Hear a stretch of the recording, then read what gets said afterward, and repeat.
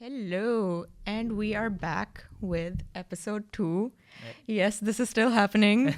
I'm still into it. And welcome back to Health and Madness. And today we have a very special guest. His name is Waseem. He's also my trainer, also a fitness enthusiast, and a very cool guy. So welcome. Hey, thank you. Great to be on the podcast. And we're going to talk about a lot of fitness-related things today and bust some myths today. So I am very excited. Mm-hmm. How did you get into this journey? Fitness in general. Yeah. You know what? When I was growing up, I was a fat kid, like really, really fat Aw. kid. And I never really thought about it actively until I, got into my 20s, and I was around, 21 or 22? And that's when I was like, okay, you know what?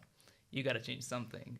So, just as the average fat guy, I got into the fitness world.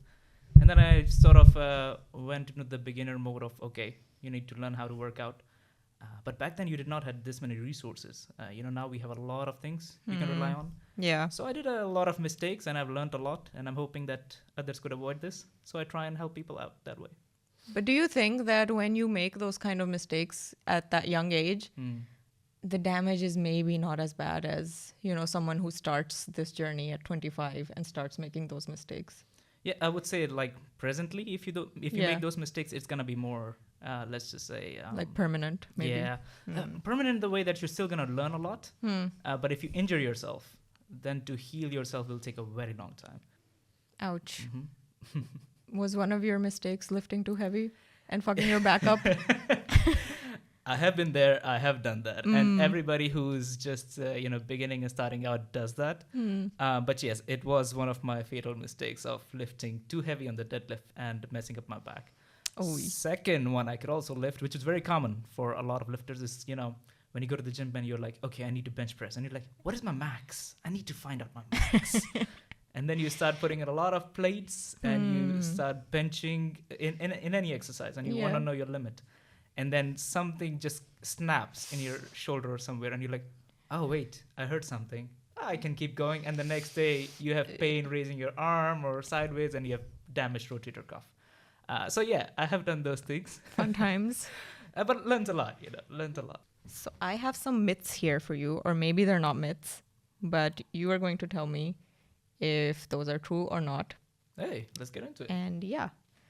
So firstly, spot reduction for losing fat in specific areas works.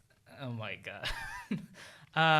No, it does not work. I can't just lose weight here. That's a very normal question to have. And that's the first thing people ask you. Oh, you go to the gym. Can you help me reduce my belly fat? Can you give me some exercises that helps me, reduce my belly fat? Or just my thighs.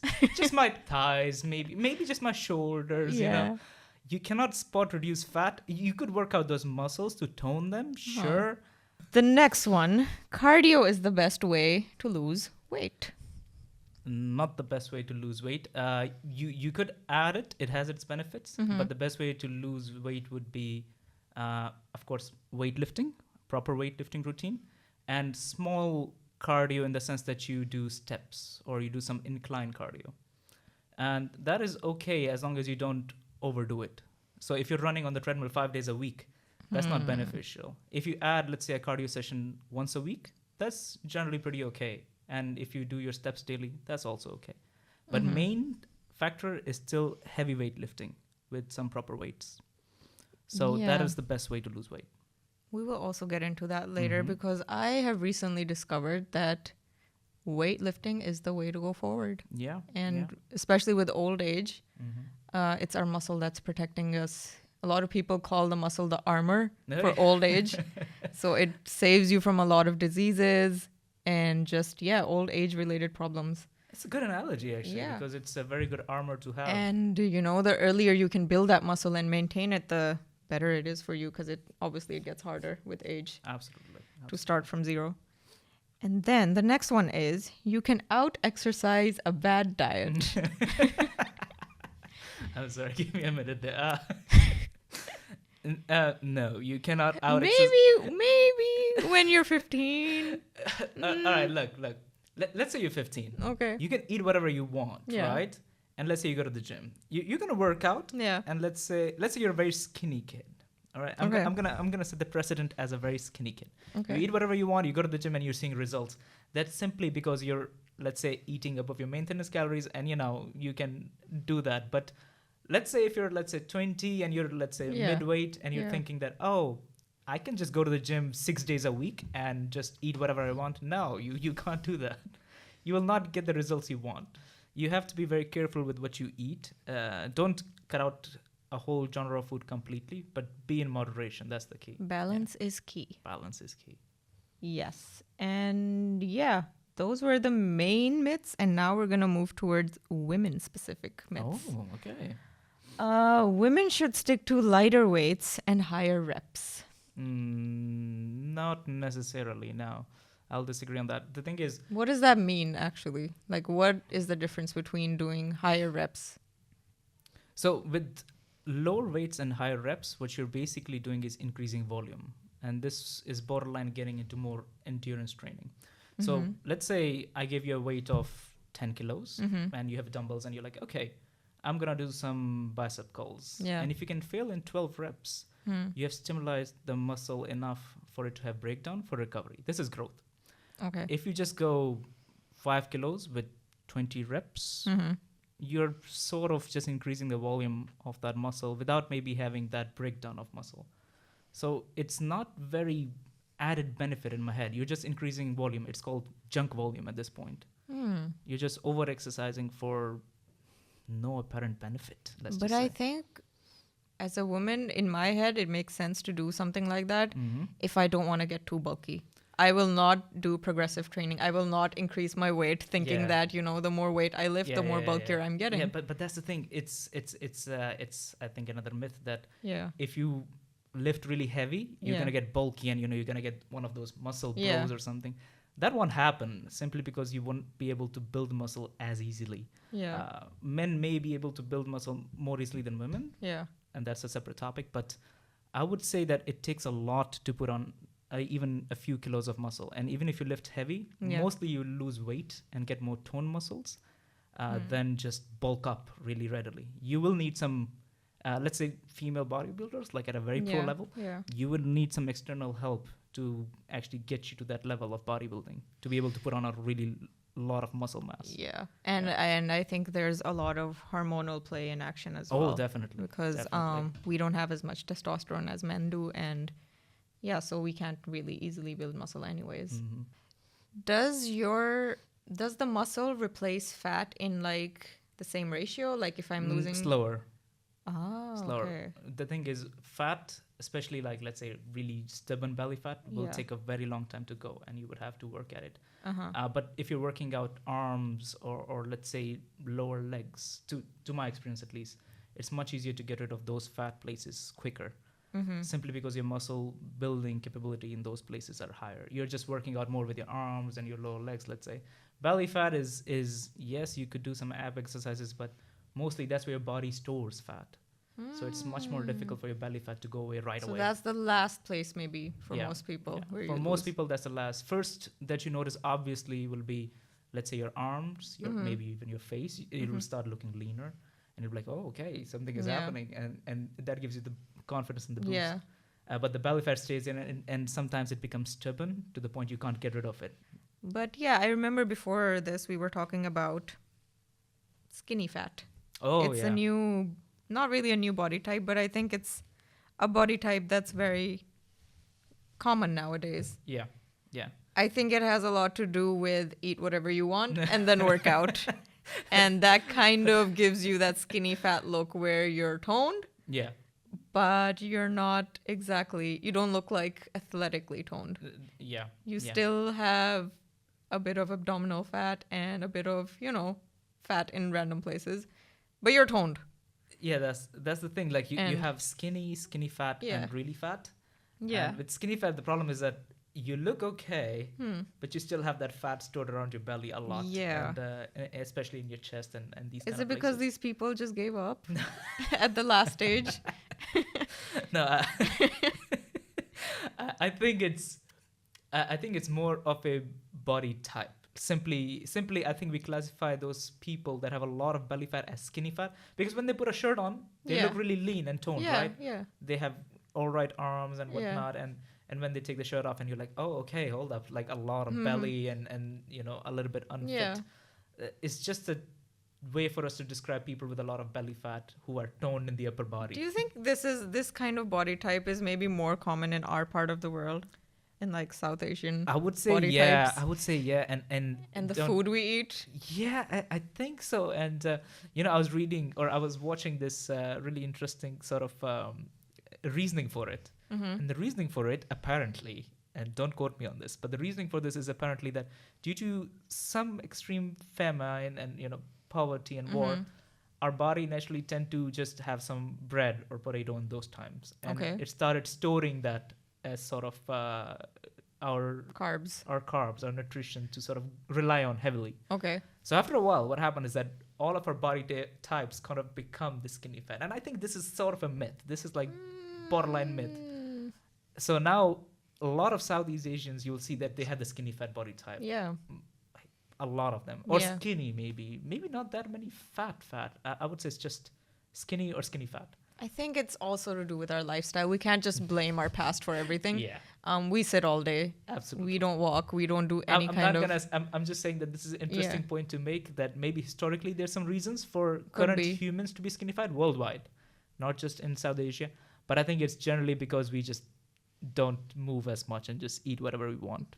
And Yeah, and our diets are really carbs heavy, to be honest. Like, oh, I'm getting protein from dal. Yeah, but it's not the lentils or let's say all of our good stuff is heavy on oils, it's heavy on a lot of carbs, and it's just not very nutritionally balanced. That's what I would go with. Yeah, not- and I always feel like you can kind of judge the nutritional value of a meal by how it makes you feel afterwards. As soon after, or maybe a day after, and that's how I judge, okay, what I ate was complete shit. Yeah. Because if I eat a meal Yeah. and I feel drowsy afterwards, Yep. then I know, okay, this wasn't right. That is accurate.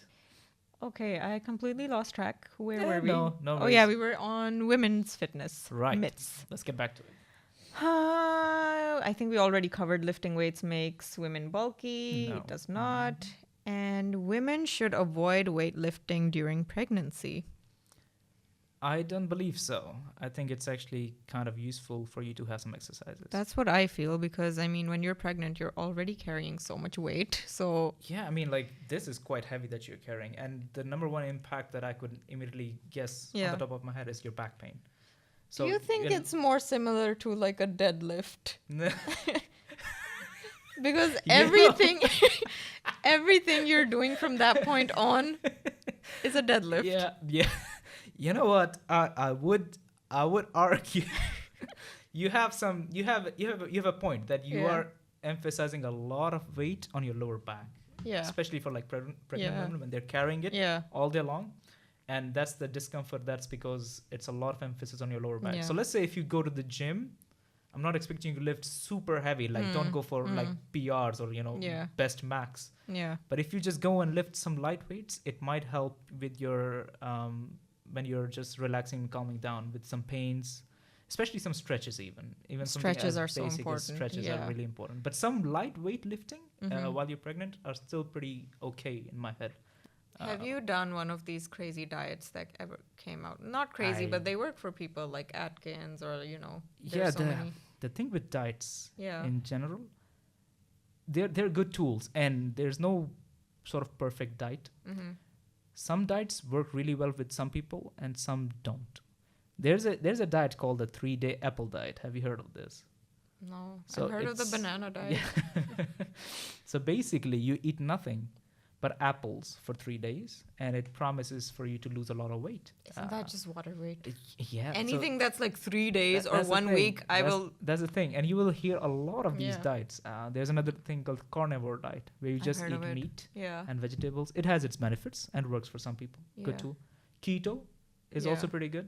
And yeah, your gut health affects all your other parts of your body. So Yeah. your skin, your hair, and especially for girls, like I was actually reading this morning that hot girls have IBS. This is like Really? a statement now Okay. that apparently 2 out of 3 human beings are women who have IBS. Huh. So any gut-related issues Yep. are mostly women.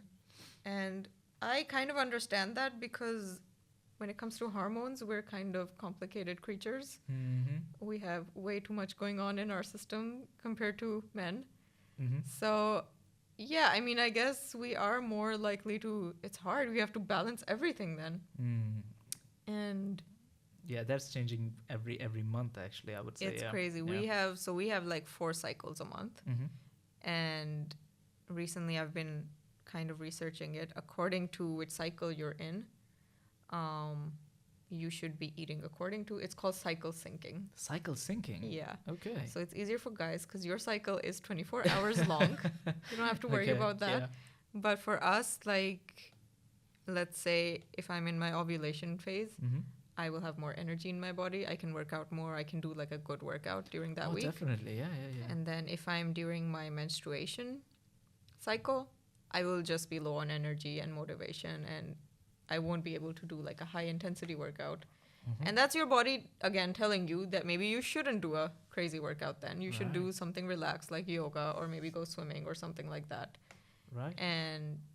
But you should definitely be working out throughout all the cycles. It's just that you should be changing the intensity of it. Okay. Whatever your body is telling you, listen to it.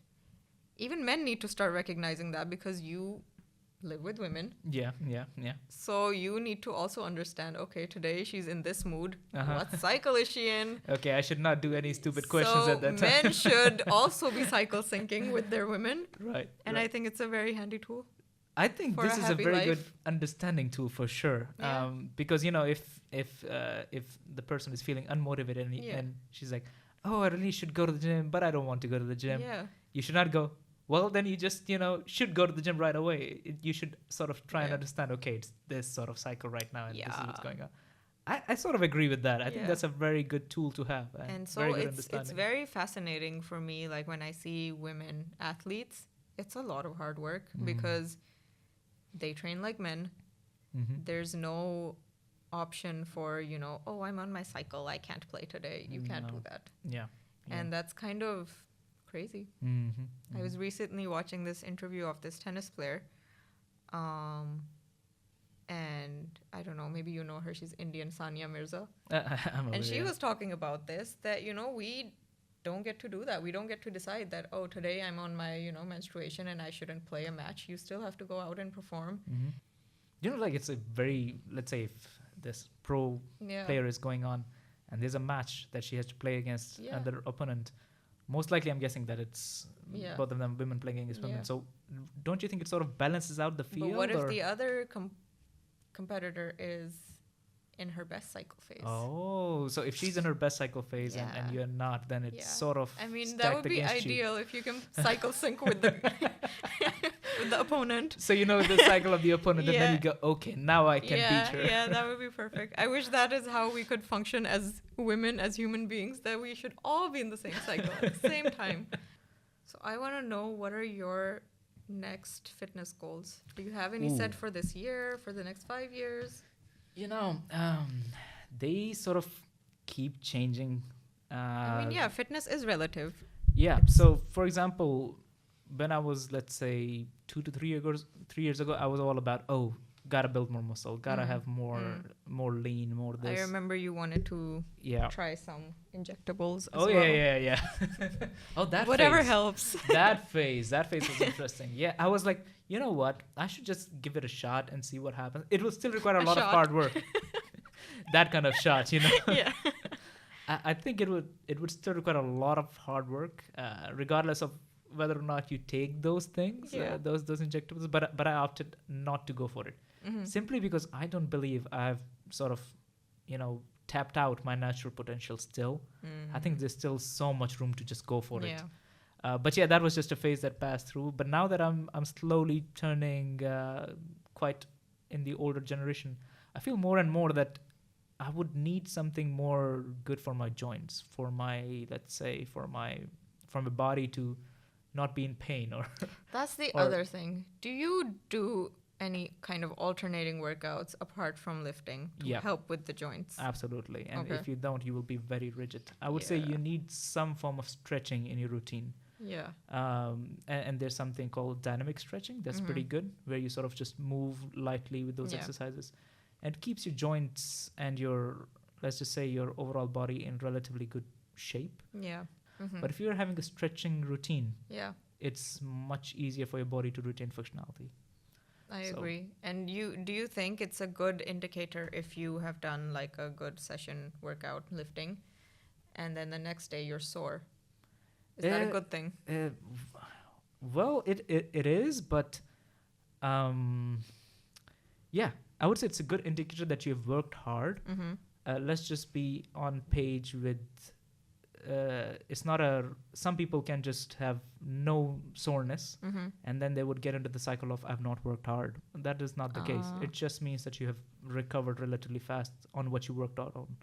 If you work out legs, it takes longer for them to recover. So next day you will feel your legs being really, in pain and whatnot. Yeah. But if you work out your arms, next day you'll not feel them as tired. They will just feel like regular, because that they makes recover sense. really fast. Yeah, that makes They recover sense. very fast. They're a very small muscle group. Okay. Legs are really big muscle groups. So they take a while and you'll feel sore next day. So let's say if you do biceps today and you go tomorrow and you're like, I did not work out hard because, I don't feel sore. That's just because you trained out a very small muscle group and it has sort of recovered mostly. Why So- is it important to train different muscle groups on different days? Because you will not be able, you could do full body, but then you will not be able to work out the next day. And it's, well, depending on your routine, it's healthier, first of all, because day by day, you're spending calories. So you work out one muscle group one day, and the next day you work out some other muscle group because the previous muscle group is still. What if I'm working out, let's say, only 3 days a week? Yeah, that's okay.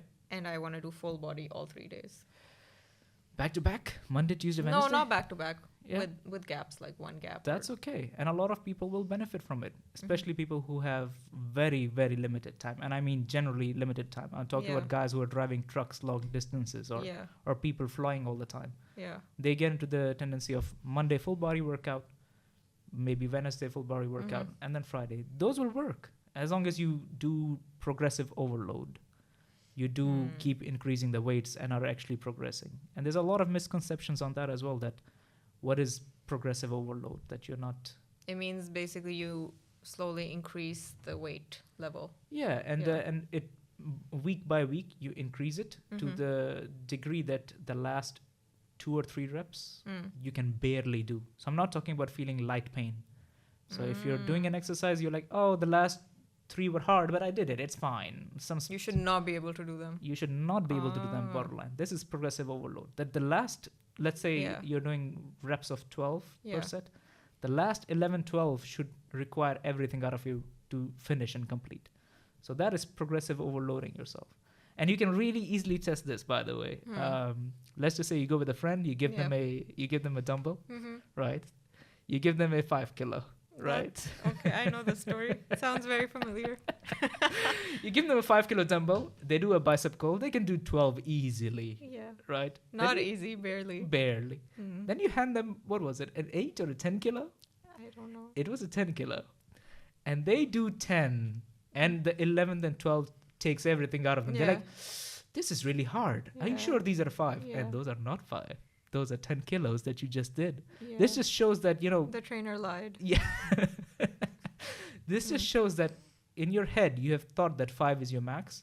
But when you tried lifting 10 kilos and you were able to do the 12th rep, it shows that you were not progressive overloading. And at that point, you were with those 10 kilos. So per week, now you'll stick with this 10 kilos. You'll go 12 reps. And the next week, you'll bump it up again. Try to do 8 to 10 reps. Okay. And then when you can do 12 again, you increase it again. This is how you slowly develop your muscles. And if you can't, that's okay. You sort of maintain that level of weights. So this is how you slowly journey up and up and up. What if I don't want to do progressive overload? What if I just want to maintain what I have? Well, then you can just, let's say, work out to a strenuous degree. I would say it's a little bit ineffective, but you will still retain your muscles. So do I increase reps but keep the weight the same, or? I would say you would keep the weights the same and your reps also the same then. Okay. There is a case to be made by some studies that junk volume in some cases helps. Okay. If you rep out 20 reps of 4 sets very low, your body will not recognize what weight you're lifting. But there's a better way to work out. You can simply just up the weight and work 12 reps. And One more thing. Yep. So if I, for example, I go on a break. Yeah. I've been working out. I've been doing my progressive overload. And then I go on a break for 2 weeks. 2 weeks. Okay. Yeah. And then I come back. Yeah. Do I start from the same weight? You will notice immediately that your strength has dropped. So let's say you have been able to lift 10 kilos before. Yeah. After 2 weeks, you will be able to barely lift 5, simply because your body has lost that strength. Oh, it's that fast? It's fast. After 2 weeks, you will notice your strength drops. You'll gain it back after a week or two. Okay. But you need to start on a slower weight. You'll need to start, let's say, on the 5 kilo again, and by the end of 3 weeks, you'll be back on the same weight. You will gain it back relatively quick, but at the first time when you enter the gym after 2 weeks, you will not be able to lift. You know what's funny? I would go on holiday for 2 weeks and I would come back and I could still maintain my level.